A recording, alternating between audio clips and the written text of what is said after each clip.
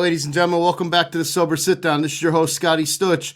With me today, we got a special guest I've been waiting to interview for a while now, Borrello. Gene, you're down in Florida right now? Yeah, what's going on, man? No, it's freezing up here in PA. How cold? What is it over there? It was like in the 20s yesterday. Now it's like 34. Oh, my God. Yeah, it's like 65, 70 right now over here. Yeah, and it's nighttime for both of us, so we're both on the East Coast. Yeah.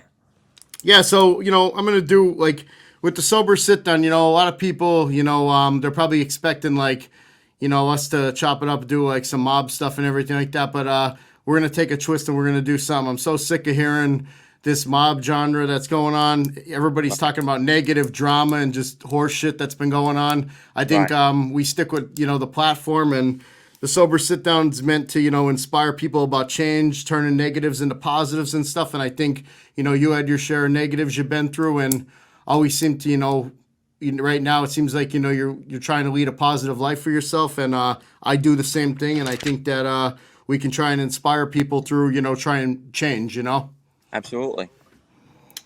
So, growing up, you grew up in what, the Ozone Park area in New York? Yeah, Ozone Park, Howard Beach, Queens. And, kind of that's kind of like the breeding grounds of, where a lot of the mob guys came from and everything like that. Of course, absolutely. You had some like active family members in the life and stuff. Absolutely.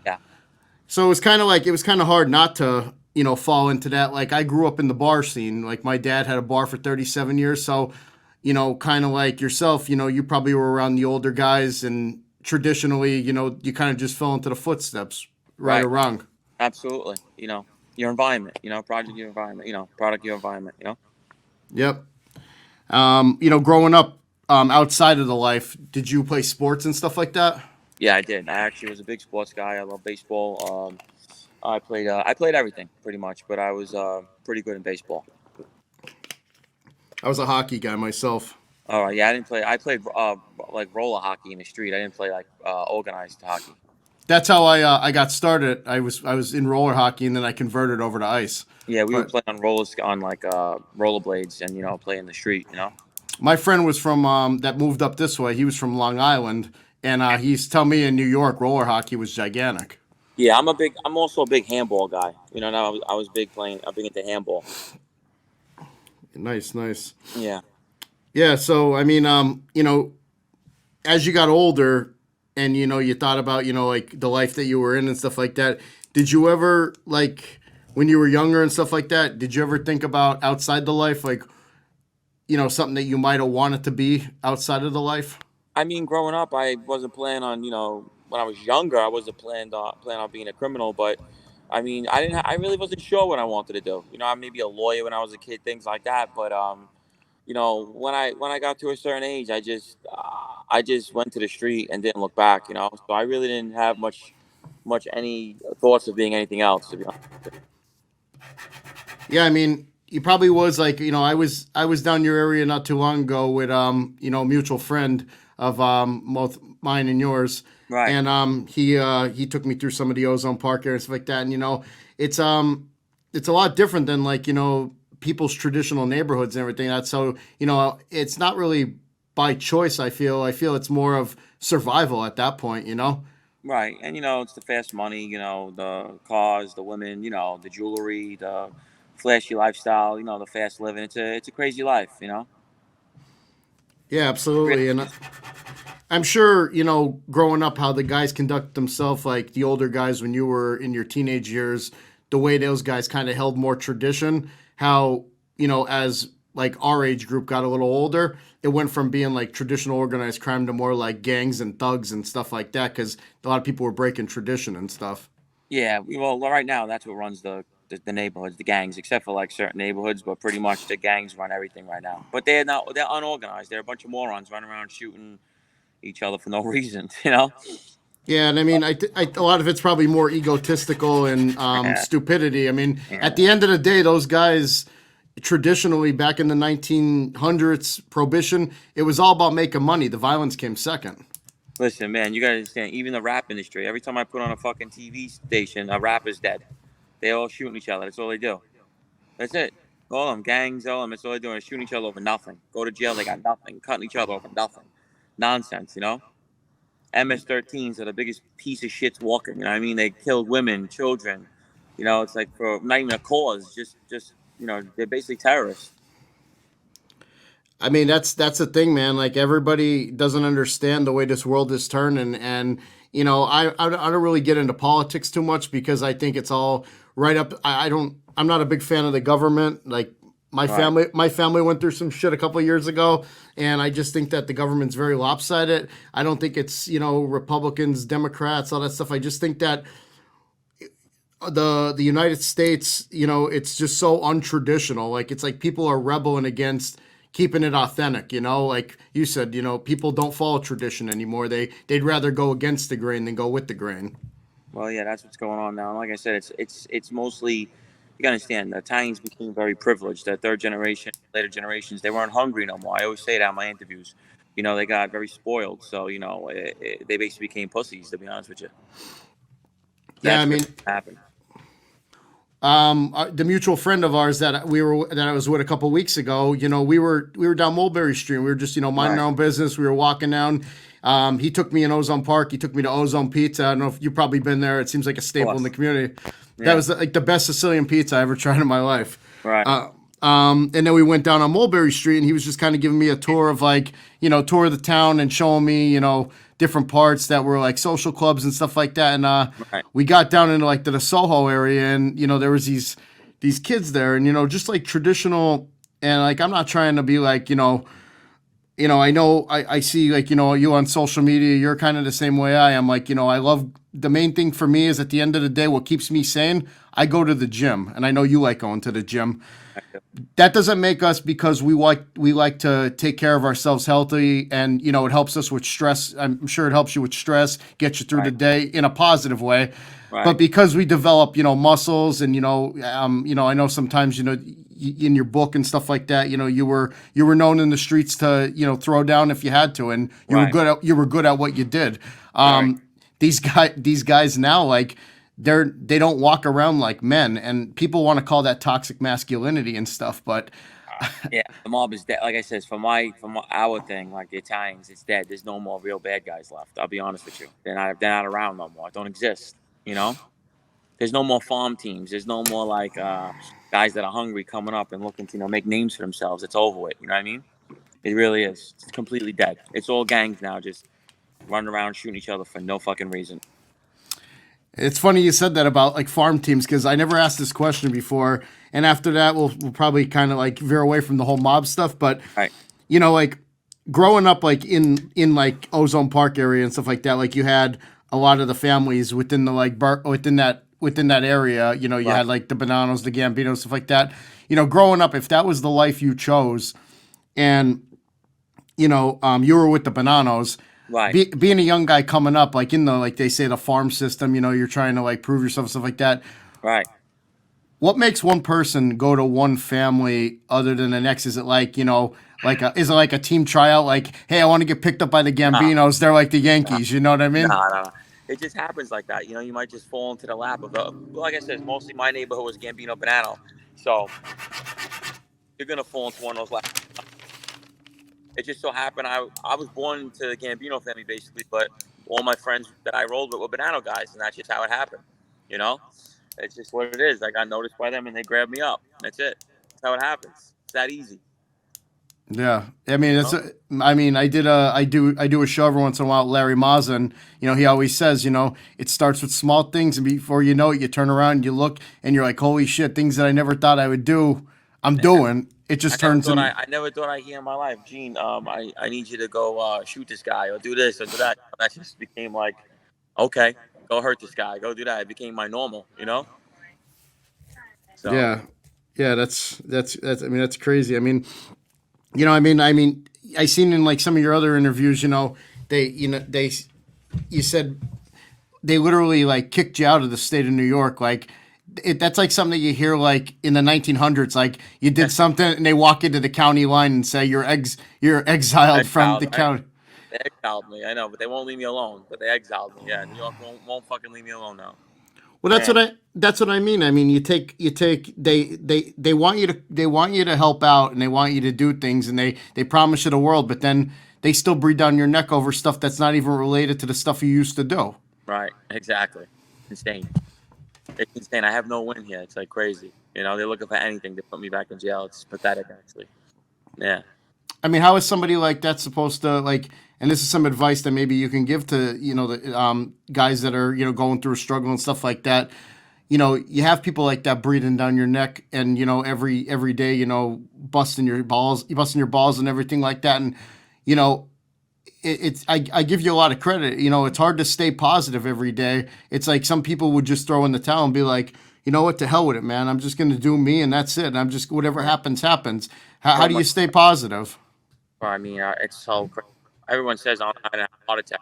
I go through so much. I just deal with it, and I do. I've so much already in my life. It doesn't matter. I'm just hoping that it'll end already. But they just keep on bothering me. So we'll see what happens. I'll find out soon. My destiny. Yeah, I mean, I feel as though like a lot of people say to me, Scott, you run like a sobriety thing. You went through some problems and you were sober. Like you have a lot of guys that were on the life, and I'll tell you, like I'm in contact with a lot of people I interviewed. Like Larry Mazza, Hootie Russo. Those guys are now somewhat friends of mine. I talk to them on the phone and stuff like that, and Right. you know, anybody like yourself, that once lived that life and now is trying to lead a good life of your own and not go back to that life, I have a lot of respect for. I mean, you guys lived life at one point in time like movie stars, like you see in the movies, nice cars, quick cash, good looking women, all that stuff, stuff that any guy would want. and Right. to and to not go back to that life, you know, I think that you guys are remarkable rebound stories, and that's what I'm trying to inspire here on the sober sit down. It doesn't have to be sobriety based, it's anybody that took a negative and turned it into a positive. Right. Like I said, it's like I'm doing the right thing, but yet they always look for something now to mess with me. It's like they're trying to put me back in jail now. They're making a big deal about my hand wash. They make a big deal about the FBI. Like it's just nonstop. They won't leave me alone, and I'm trying to figure this out. Like why? Why are they bothering me? Why they keep messing with me? It's like why not just leave me alone already? It's like give it a fucking rest. You're turning everything good into bad. You're looking for anything to screw me over. Yeah, You and know? and then they promise you the world. Like they want you to help them out, promise you the world, but then they're backstabbers, and that's why I Oh, feel worst. the government. That's what people don't understand is the government. Like, and I'm not no like government conspiracist, like that fucking all that nonsense that people talk about conspiracy like that. It is what it is. Like the government doesn't doesn't care about people. They don't care about your well being. They're the biggest extortionists going. Well, you understand, like the guys I worked with were great, Nicole and Lindsay, but I have a really good, and my lawyer is great, Nancy and S. But my judge is great. I have luck. I got lucky with this Judge Block. If I didn't have Judge Block, I'd be in big trouble. This guy's a fair guy. He's very, fair and understands what they're doing, like targeting me, picking on me, and singling me out, and just looking for things. And it's just like you don't like to put people in jail if you don't have to. You get the wrong federal judge, I'd have been gone a long time ago. Because they look for anything to put me in over nonsense. Nonsense, like petty violations that you don't have to go in front of a judge for. C violations don't even have to go in front of a judge. They have me on a bunch of C's right now. I don't have to go in front of a judge. They want me in jail, and it's just what they're doing. Pathetic. Yeah, I mean, I mean, I couldn't agree with you more. I mean, it's just They they're hate that I have that judge, put it that way. The government hates that I have Judge Block. They hate it. and it's all just like it's kind of like I feel like it's kind of like the movie The Wolf on Wall Street, if you ever watched it before, like the guy who takes down Leonardo DiCaprio, Jordan Belfort at the end. He feels like he's this big hero. He's this big heroic. He took on this guy who's got a name, and at the end of the day, he's sitting in the subway riding home, and DiCaprio says to him, let me know how your life is. Even if you put me away, you're still going to be making 50K a year and be a miserable piece of shit driving home on the Yeah. subway every night. And that's why I feel like a lot of these like idiots that are in this YouTube world for the wrong reasons, they'd rather be infatuated rather than branding themselves and doing Oh yeah. something like I'm doing, where I'm trying to inspire and help people. They'd Right. rather grab guys like you or Johnny Alite or guys that actually are out there trying to help people. They'd rather try and find things of your guys' past and get infatuated with you guys. Oh, they're obsessed with us. It's like they're mostly fanboys, and they just want to like be a part of us. So they just look for anything to be a part of us. You know what I mean? These guys are getting no views. They get nothing. When they talk about certain things, people don't even look at them. It's like they're like nothing. Like it looks horrible. So it's like they're wasting their time. You know what I mean? It's like no one's even watching them. You know? No, but they'll hashtag Gene Borrello, like, because they know it's going to get views. Of course, that's the only way they do it. But not watching them. They're watching it for us because they want to watch us. I just did a show. I just did a show on what was it? Cinema or something like that. I got over 100,000 views already. Anything I get gets big. People watch me a lot. I have a lot of views. You know. And that's what I mean, Gene. Like you guys, and I'm going to tell this story. No, I've never told this story yet, but basically, with my sobriety, I was sober for like 5-6 months, Right. and I got out of the family restaurant business, and I said I got to do something for myself. And I went and I wanted to make good money legitimately. I wanted to, be a good provider for my family and stuff like that. So Right. I was like, you know what? I'll get into a trade. There's good union jobs out there, stuff like that. Right. So I went and got my CDL. I went and got my CDL. I started driving tractor trailers. I got to see some cool parts of the East Coast and stuff like that. I didn't go too far out cross country or nothing like that. Right. And there was a lot of times I was out there and times got tough. I'm working 18, 19-hour days. It's high anxiety, high stressful environment. And I'm Right. only 4, 5, 6 months sober at this point. I can't just go to a AA meeting or some meeting in a town with an 18-wheeler tractor trailer after driving for 18 hours. Like, I just can't go and find an AA meeting. Right.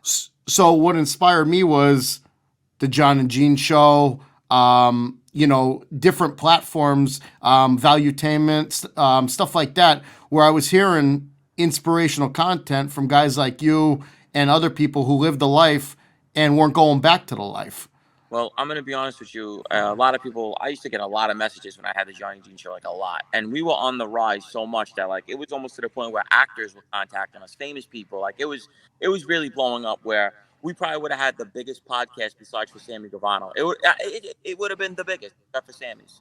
We actually would have been number two. We would have had like over 100,000 subscribers. I mean, we literally were blowing up so big, and they took it from us.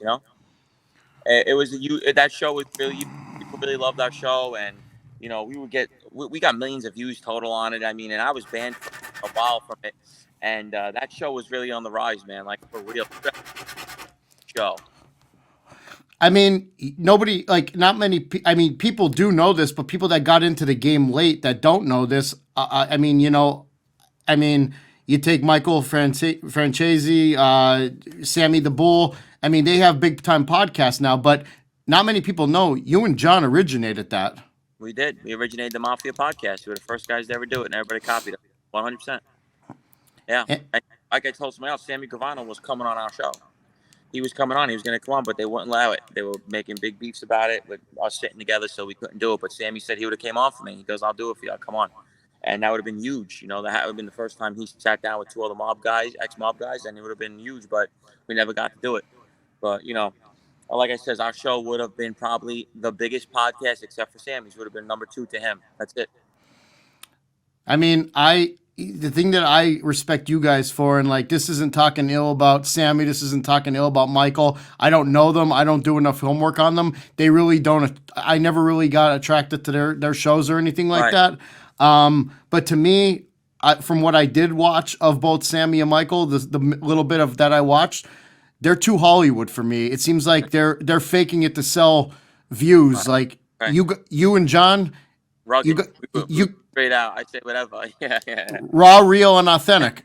That's right. Everyone. That's all I used to get the messages like, bro, it's so raw, bro. You just say what it is. We were coming at everybody. We didn't give a fuck. You're lying. We're confront. We were coming at everybody, bro. We were the best 12. And that's what I mean. Like, in this world, I think we need more of that to keep it real and stay away from that drama shit. We need to keep it real and keep it raw, real, and authentic, because people got to toughen up. If you don't like it, don't fucking watch it. Yeah, but I guess there's another guy about to come out soon, Dominic Sicali. He used to be in my family, with the Banana family back in the day, and he's gonna blow up. He's coming out, and he's gonna come out hard with a show, and I think it's gonna go crazy. To be honest with you. Yeah, that's what I try doing here. Is like, I do talk a lot about inspiring content, but you know Right. what? Like, I talk about real shit too, and like, if it offends people, fuck you. You don't watch it. I don't care. Yeah. Absolutely. And like I says, I used to say whatever I pleased. I didn't care. I was getting, you guys understand, people were complaining about our show, man. It was out, people were in outrage almost. Judges were calling people back to courtrooms. It was getting out of control. We- like people got, a guy got 6 months house arrest because of the show. It was bad. It was getting way out of control, and they put me in jail. It was just crazy. It was furious over it. You know. But that's what separated you guys from Yeah, the it was raw. It was all the. crazy. We had cooperators on it. A lot of the shows that we had other guys on, it was part of another platform that it got stolen from us. So there's some shows we had Wild Bill's son on there. We had a guy from Philly that his father was the underboss that was killed. We had an MS-13 on there. He came on with a mask on. You know what I mean? So it was crazy. You know what I mean? So we had some really good shows, and I wish we could air them, but they were pretty wild. What there's a lot there's some episodes that you guys weren't able to air. Yeah, they were aired, but they were taken because they was with this company who had originally before we went to the Johnny Jean show. But we had a bunch of good ones that we wish we could re-put out. But we did one with an MS-13. This guy had like 11 murders. They were just so crazy. He was scared to show his face. He actually came on with a mask on. Yeah. Yeah, yeah, that's pretty. Yeah, I mean, it doesn't get more real than that, you know. Yeah. And I was in the work getting cartel guys on. I was friends with the Flores twins. I think 50 Cent just did a documentary with them. Margarito Flores. I was trying to get him on, which my partner didn't want to do that because El Chapo. He worked for El Chapo, and I was like, all right, whatever, we won't do that then. Cause I was really good friends with him in jail, and he had came home, and I wanted to get him on, and he worked directly for El Chapo. He's one of the biggest drug dealers in the world at one time, and we had some real guys. We had a bunch of guys coming on. Larry, Matt. We put it this way: all of it was planned. Johnny did it while I was gone, but we had so many plans, and they took that show from us. It was about to take off. We had Hootie on. He was our first guest in a studio. It's at like 170,000 views right now. Yeah, I It mean, always keeps going. yeah, Hootie's good people. That's Yeah. Hootie's done a lot for me. He's actually a good friend of mine now. We talk on the phone a lot. He gives me a lot of good positive advice. I have nothing but good things to say about Hootie Russo. And Oh yeah. Yeah. anybody that says anything else, they're just Well, haters, look at man. this guy talking about. It doesn't even matter. Stacks, this guy's a nobody. Like, you can't even bring these people up. It makes me mad to talk about them. These guys are nothing. So it's like when they talk about us, that you have no clue what you're talking about. You're not involved with us. We don't even care. It's just funny. They make things up. It's like you're a nobody. You know what I'm saying? So you stay a nobody with your 300 views. You know? I guess that's the downside and the luxury of the YouTube world. Some of these guys come on and they can put on a big fake front. I mean, I know a lot of people that go on shows and stuff like that, and they talk like tough guys and stuff like that. And in person, they ain't like that. And I always say, like I said to somebody a couple weeks ago, I was like, somebody talked heavy to me on text, and I'm not coming on here talking like a tough guy. I'm just saying that I don't tolerate that sort of nonsense. And I when I was in my younger years, I had a slight reputation, and I said, like, I didn't put up with no shit, and I just said, like, listen, man, you're gonna text me some crazy shit. Don't text me anything you ain't gonna say to me if I ever see you at like a gas station or something like They're all. that. They took all this stuff. Oh, we did this, did that. These guys are nobodies. They're a part of nothing. They weren't even. We wouldn't even look at them in the street. They would be serving us drink. We have, like I says, these people now could run their mouths because of whatever we did. And besides for that, they know the deal. They know who was really making noise out there and who wasn't. You know what I mean? And if I was just, one thing no one's ever called me is a liar because I always tell it how it is. I mean, I keep it real. I don't boost myself. I don't make myself bigger than what I was. I just tell it numbers, facts. This is what it was. You know what I mean? So that's why I think so many people cling to me on the show because I was a younger generation and I was a real one for my time. And I think that's why everyone cling to me and love listening to me because I had no filter. Yeah, I mean, you don't you don't hide it. It's the truth, and that's what we need more of on motivational content is people got to hear the truth. If you You gotta understand something. I'm 38 years old. I'm in the best shape of my life. I have a good life. I have a good business. I have a lot of things going for me. I get beautiful women. I was with a lot of beautiful women, and people get jealous. They're miserable. They don't have that. And they're like, all right, let's talk bad about him. You know what I mean? It's like that's fine. You can talk about it, but I'm living great. You know what I mean? So it's like, do I really care? No. It's funny to me. Out here in Florida, people love me, stop me, take pictures with me. They love me out here. You know what I mean? It's like all love out here I got. So it's like, who really won? You know what I mean? I mean, at the end of the day, Gene, I mean, who could say they had as much like your books are breaking records on Amazon? Yes, yes. That's what I'm trying to say. It's like people thought like they don't understand what's going on right now. Like I'm becoming like one of the hottest organized crime books on the market, legitimately. 20 So it's like years 20 years ago, 18 years old in the streets of Ozone Park, you would never thought that I'm going to be the bestseller on Amazon. I got a bestseller on Amazon in 13 months. It's crazy. I'm going to be an author for a book, That you know? that means I sold over 3,000 copies on Amazon, which is crazy. That's a lot of books for nowadays. You know what I mean? And I sold 500 autograph copies personally. So think about that. 500 personal autograph copies. I mean, you did something right with that book. I mean, Yeah. back in since me and you were, we're on the topic of being I'm the same age as you. We were talking about being in the gym and stuff like that. um Back in the day when you were coming up in your 20s and stuff like that, I know, I went to New York very, very seldomly. I was more of a Philly and AC guy. Right. Were you big into the club scene in like the city and stuff like that? Absolutely. I was big into, when I was growing up. I mean, we could even go back to when I was 16, going into Sound Factory, Limelight, the Tunnel. You go into all these places. As I got older, we were going to Marquee, we were going to One Oak, we were going to Greenhouse, we were going to, all those places in Manhattan, all over Long Island, Glow. I was big in the club scenes, but, I was always fighting in the clubs. I always had guns on me. I was still a wild. I was out of my mind at the time. So it's like, going to the club scene was also trouble. You know what I mean? That's why I said people don't understand like that. Like on the East Coast, like you probably, winter time, fall time, springtime, you were hitting the clubs in New York City, but the summertime, it was fair game. Point Pleasant, Seaside Heights. You go down to the Jersey Shore. That show, the Jersey Shore. I mean, those Right. kids hit the lottery with that show. We were doing that years before that show even came out, going down to the Right. Jersey beaches and going clubbing and getting in fights and picking up good looking women and You stuff. know, what is for me is like my era. And I'm not saying this. We were the last era of like murderers, and I'm not saying for the mob. For the mob, we were. I'm not saying that we were killing like all these people, but I'm saying like we were trying to. And that's what I'm saying. We were the last era of the old school guys, new school. We call it old school, new school. We was dressed different. We weren't as same as like their style, but we would thought like them. You understand? So we still had the same thought process as them, where it's like I had beef for the guy. All right, I want to shoot him in his head.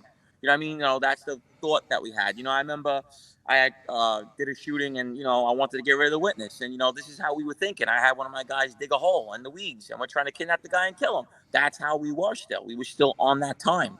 You know what I mean? So it's like, yeah, it was 2010, 11, but we were still 80s babies out of our minds, and we were still running around like the old school guys. Not saying that we were hitmen. It's just that that's our mentality still. The mentality now of these guys growing up, I'm glad it's not like that. They're no more of that. They're not carrying guns, not carrying knives, they're not doing violence. They're doing loans in sports and threatening people with words. There's no harm no more. The violence is taken out of the mafia. We were the last of the violence. I call us the last of the Mohegans because we were the last bad guys in the street, running around, shooting, robbing, killing, whatever we could do, we were doing it. Bottom line, you know? And you know what? You hit the nail on the head with that because it's like these kids are such hypocrites though nowadays. It's like, they want to talk all this heavy shit. Even some of these podcasts, stuff like that, you talk all this shit. And then when people like, get amped up about it, they're like, well, why do you got to take it to violence? Why do you got to get violent? Because it's the same thing as if you're flirting with another person, like, you have a girlfriend at home and you're flirting with somebody. Oh, I didn't cheat. I was just flirting. It's the same thing. If you're talking shit and you're verbally getting tough with somebody, that's just as bad as getting violent. So they say Right. like, why do you got to get violent? Why do you have that's toxic masculinity? No, bullshit. you're just as bad for being hypocritical But for amping people up. there was so many stories taken out of my book because this lady edited. There was so many times where I could tell you we did so much fucked up shit where me and my partner Bobby, like, and it's not glorifying, but how crazy you are. We literally beat a kid nearly to death with a tire iron, brass knuckles. Like the things we were doing was so out of control, and it's like that was our normal because we were still in that crazy era. People think like it was washed up. It wasn't washed up till later on. We were still in the early 2000s and the mid 2000s, wilding the fuck out. I was, and my people were. We were robbing every drug dealer, tying them up, kidnapping people. We were out of our fucking minds. So that's why I say we were the last hurrah. There's no more. The gangs are just like us now. They're still lunatics, all of them. But we were legitimately the last of the bad guys for the five families. Bottom line, it's over. Yeah, there's no life. Anybody that wants to get into that life now is just Show me doing it for the roggers. a wild guy out there. There's none. You would be there's none left. There's no guy running around like we used to run around. Bro, I confessed to like 20 shootings, bro. You know what I'm saying? Like, what I mean? That's none of that no more. We were fucking going crazy, pistol whipping time people out of our minds. There's no more doing that no more. You know what I'm saying? It's like over with. Like, it's just like it's a joke now. So, you have to me, it's just more like a fraternity, like a college. You know what I'm saying? It's just, you know. Guys So, trying to be people that they aren't. Guys right. trying to build a reputation. No rep to build. Is who's sending you? Guys ain't ordering things no more. I work for Ronnie G.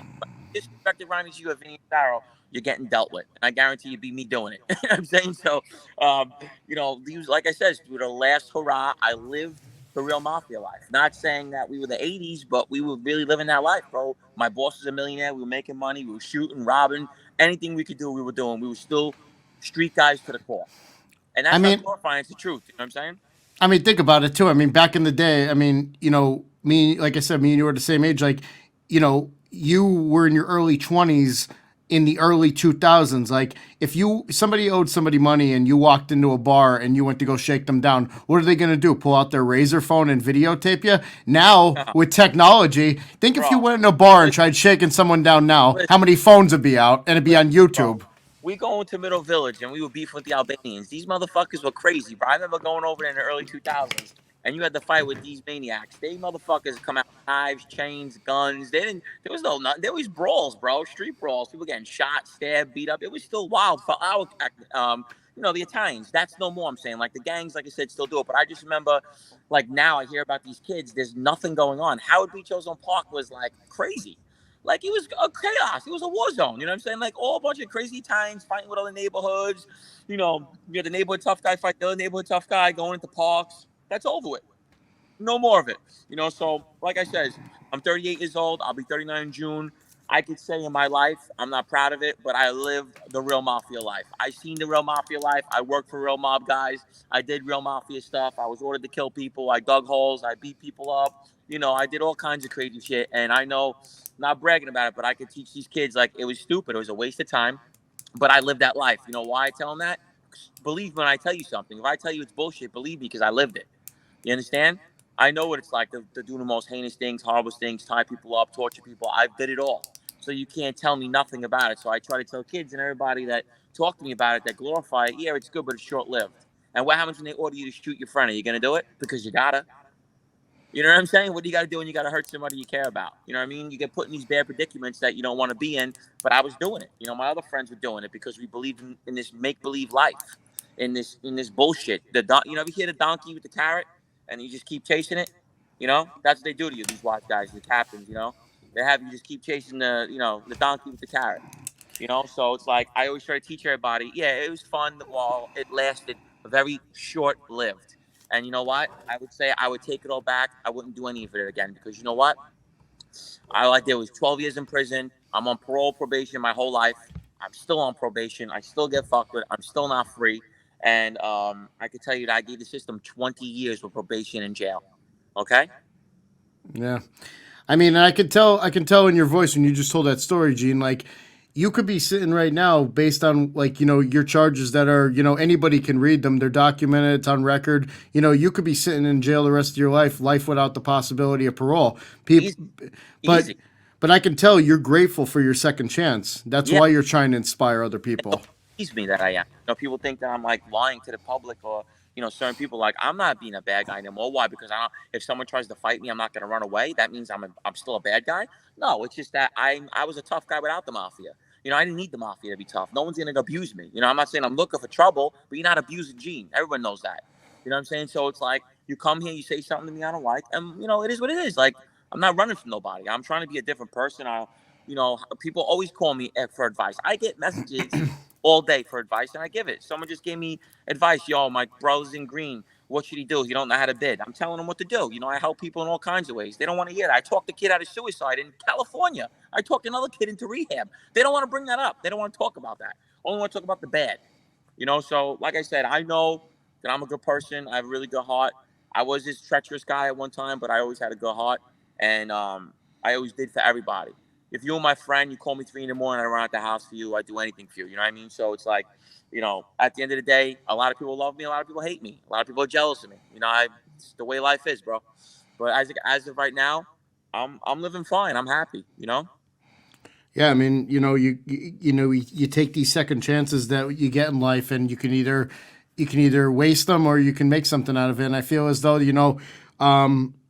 yeah, I could just tell, a lot of times when you put up your content, like you're smiling, you're having a good time, you're enjoying, the freedom that you have, and I could tell that you're out trying to inspire other people. But you get these people that want to come around you, and I still to this day I struggle with this. Is I sometimes am a sucker for allowing the wrong people around me, and it brings out the worst in Scott, and I have to get rid of them immediately because it's toxic and it's negativity, and negativity brings out the worst side. But what can we do as people to remain positive during those times? Right. And like I says, it's not easy to take like the street out of me. I'm not saying I'm a street guy, but it's like, I still have my ways, but I'm not like running around and doing bad things like they think I am. It's like so pathetic. Like I'm out here running a hand wash that, I'm part owner, and it's like they just mad about it.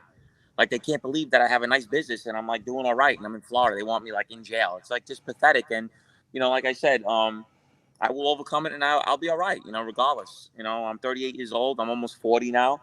And most of my life has been, jail and probation and just like bullshit, drama, jail, even in jail, how many wars I had in jail? Like, it's just like never ending. I just lived nothing but chaos life. And finally, I'm like good and settled, and they won't let me be happy. So it's just what it is. So what are some things, Gene, that like when you're having a really bad day now, like what are some things that pretty much kind of keep you on point to keep you moving forward instead of going backwards? I have a lot of things to look forward to. You know what I mean? I have a pretty good life. I have friends out here with restaurants, businesses, things. All my friends are very wealthy out here. I have a lot of people around me, surrounded with good lives. And I'm about to open up another a mobile wash. Then we're gonna do a boat wash. We have so much going on, and it's just like, why you want to take everything from me for what? You know what I mean? So, like I said, I have a great judge. I have a great lawyer. And, right now the government hates me, prosecutors, FBI, and that's fine. But it's not going to be so easy just to throw me in jail because you feel like it. You know what I mean? So I'm doing the right thing. I'm trying, and they're just on my dick, and they need to get off it. And you hit the nail on the head right there with you got and I tell anybody that's watching this show right now and watching our content, this goes for sobriety, this goes for people that are trying to stay out of trouble, that lived a past life where they got in trouble. You got to stay focused and you got to stay busy. If you Right. keep your mind occupied, like you're having a bad day, like we talked about earlier, going to the gym, different things, going to the gym, thinking about like I go to work during the day. I'm a car salesman during the day. I do Right. this podcast, non-profitable. I just do this for fun, and I like Right. networking with people, getting to hear other people's stories and stuff like that. I get to meet people that I once used to listen to, like yourself, Hootie, and Right. everything. I get to meet you guys and stuff, Right. which is fun. Staying busy and staying focused. Like I sit there and think every day. I manifest and I sit there and I think to myself, well, where do you see yourself in 6 months? Where do you see yourself in a year? Where do you see yourself in two? And when you start having things to look forward to and you start holding yourself accountable and start creating short term, long term goals for yourself, life gets really, really better, and it gets better really fast. Absolutely. Listen, like I said, I'm getting older now. I'm not married. I have no kids. It's just like, I'm starting to just calm down. I've been calming down as the years go, but like I just want to be regular, and they just won't let me be, and it's just getting on my fucking nerves. So eventually we'll see what happens. As of right now, I have a top selling organized crime book in pretty much the world. You could say. I'm not saying it's like the biggest book, but it's Amazon bestseller. It sells every day. I have screenplay guys doing things. I have Netflix deals that we're working on. We're trying to do something huge for Netflix. That is probably going to happen, and I mean huge. And we just have a lot going on. And I was that guy that was picked because at the end of the day, there's so many cooperators out there. Think about it. There's so many cooperators, right? But not like me from my era. And I'm not saying I wasn't a boss, I wasn't underboss, I wasn't a captain, I wasn't all this stuff, but I was a no joke, serious guy for my time, and people knew that. I ran around, I did everything, and my stories are valid. People know I was no slouch in jail. I was a tough guy in jail, tough guy in the street. I did what I did. I changed my life now, and people listen to me because they know I was the real deal out there, and it bothers them. So like I said, I'm here, I'm doing great, and that's all it's going to be. I'm not going to change who I am.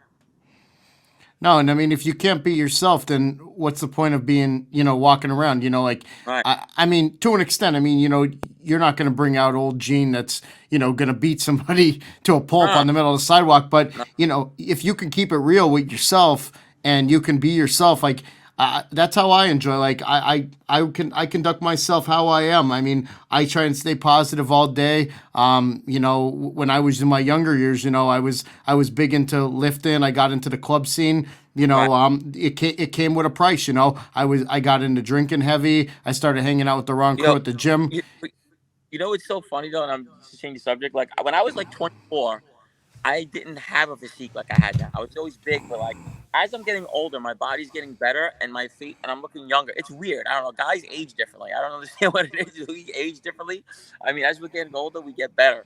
Women, it's the opposite. As they get older, they get worse when they're younger. So, like, it's weird for me. So now I just want to take care of myself. I live in the gym, like you said, and all I do is like just want to have fun. And it's like I'm not doing anything wrong, but they're just looking for things to make it look like they're making something out of nothing. You understand that?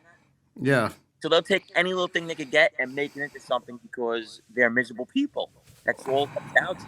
Well, the big thing that came through my what was the downfall. What got me sucked me into the scene was like I started going to the gym more because I was into hockey. I was a boxer and stuff, and then I Right. started lifting. I started hanging out with some older guys. They were into steroids, the club drugs, and all that. And like when you're young, you do some stupid things, and you start taking supplements and stuff like that. And I really wasn't taking care of myself like I do now. Right. And that stuff's dangerous. Like kids don't understand, like steroids and stuff like that can really Right. fuck you up. I've done that. My younger kid does. Yeah.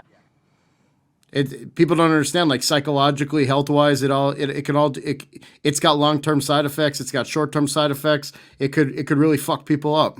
Absolutely. Yeah.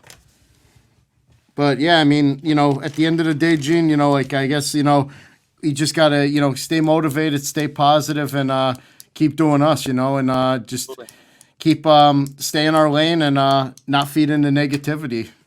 All right. Yeah. 100%. I agree with you. I agree with you, man. I couldn't agree with you more. And I'm trying.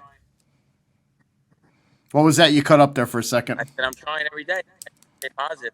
Like I got these violations, things that just won't let me live, and I'm just trying to get it over with, free. Yep, that's all we can do is just one day at a time, man. Yeah. And just keep creating goals for ourselves and just keep knocking them out, man. And Absolutely. everybody else that wants to try and be haters and stuff like that, jealousy and hatred, that's gonna build bad karma for those people. And I feel bad for people that got to go through life like that because if you have hatred and you're jealous towards somebody, that means you're not doing stuff for yourself. That means that you're jealous of that person because you don't want to take the initiative to get to Right. that person's level. Right. I fell into that trap when I first got sober. I had self pity for myself. That's a terrible way to live. I Right. had self pity for myself. I felt entitled that, I'm doing the right things now. Life should just get handed over to me. And there was some people that lived life around me. They did the right things and they were benefiting from where their life was while I was doing bad stuff when I was in my 20s. They were doing the right stuff, going to college and everything like that. And I was envious and jealous of those people. But then you know what? One day I woke up and I said, well, instead of being envious and jealous of those people, why don't you try and be better than those people? So I Right. started hustling and working hard, and every day got easier and easier. I hear you. You know, I really do. I hear you. I'm trying. Listen, like I said, I've been doing that every day for now. I've been in Florida almost 6 months now, and it's like I'm trying my best, but the best isn't good enough for these people. So we'll see what happens, man. That's all I can say. Yeah, I wish you nothing but luck. Yeah. But yeah, I mean, I guess we can wrap it up. I appreciate you coming out. Yeah. Looks like it's really nice where you're at. I'm gonna go freeze out in Yeah. the cold. Yes. And like I said, man, I wish you the best. I hope we stay in touch, and Right. I hope everything works out, and you just keep doing you, man. You're motivating a lot of people. And also, like I said, it's my Instagram. Tell everyone that watches it, you can reach me at my Instagram, Gene Borrello. Photograph, copy books. If you want, talk to me, anything, reach out to me on my Instagram. It's Gene Borrello, and I'll be back on this soon. Yeah, and as we discussed earlier, anybody that's in the podcasting world, that I'm networking with, if you're interested in getting Gene on your show, I'll be more than happy to give information to get him over to you and get you some. Yeah, I was retiring out the game, but they won't leave me alone, so I'm not gonna retire. I would have retired and left this YouTube stuff alone, but the government won't leave me alone. So they gotta hear my voice. You know? Yep. That's it. You don't want to leave me alone, and I'm not going to stop. That's fine. So, you want to keep on bothering me? I'm going to do shows now. That's all. So, plug me in. Let me know. All right? Yep. And yeah, Gene, thanks for coming out, and everybody, thanks for coming out and listening to this show.